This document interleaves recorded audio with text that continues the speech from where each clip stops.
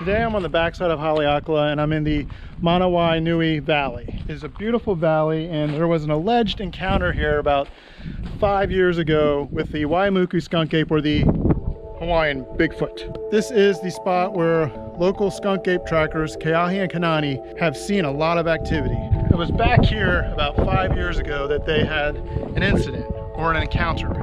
They were flying their drone, doing some site planning, and something hurled a log at the drone and knocked it out of the sky. They believe that it was the Waimuku skunk ape or the Hawaiian Bigfoot. Keahi and Kanani document a lot of their findings, and they allowed me to use a clip of a goat that they found.